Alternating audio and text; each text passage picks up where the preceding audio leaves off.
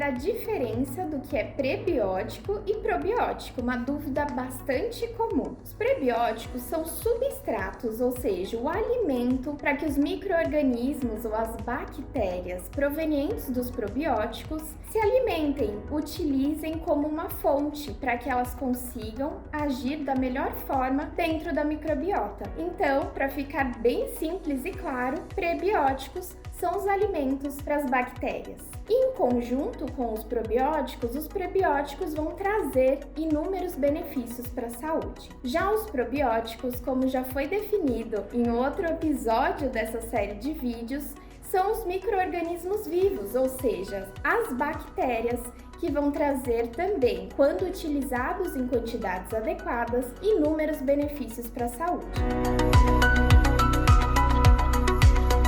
Os prebióticos podem ser encontrados de diversas formas, tanto em formas de suplementos prontos, como também em alguns alimentos. Eu vou citar alguns prebióticos e vou também trazer algumas fontes alimentares de onde vocês podem encontrá-los. A inulina, por exemplo, é um prebiótico e pode ser encontrado na chicória, na banana. Nós temos também o fruto oligosacarídeo, que pode ser encontrado no alho poró, o galacto sacarídeo, que é outro prebiótico, que ele é produzido a partir da lactose. Existem alguns outros candidatos a prebióticos, como por exemplo a polidestrose, que é produzido, uma fibra sintética. Esses são alguns exemplos de prebióticos.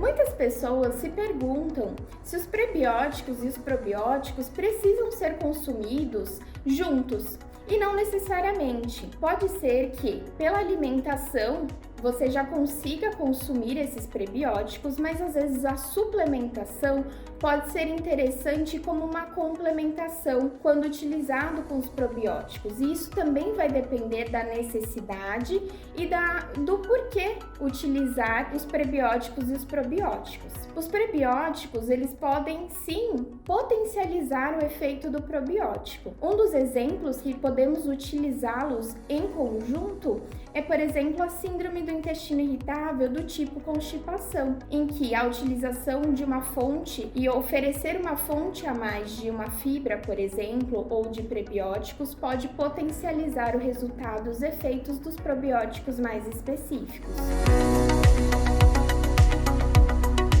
Dependendo do tipo de cepa ou probiótico escolhido e dependendo do prebiótico também escolhido, terão efeitos diferentes dentro do organismo. Então, às vezes, uma cepa diferente vai trazer efeitos diferentes. Por isso que existem estudos e uma pesquisa específica para cada tipo de cepa, porque cada bactéria vai trazer um efeito, um mecanismo diferente dentro do organismo. Já os prebióticos, eles também podem agir de formas diferentes e também é importante salientar que dependendo do prebiótico, vai depender da tolerância individual. Cada pessoa pode tolerar de formas diferentes os prebióticos. Alguns prebióticos podem trazer mais sintomas, como por exemplo, excesso na produção de gases em algumas pessoas, em outras pode ser que ele não traga nenhum problema, nenhum sintoma específico. Então, cada bactéria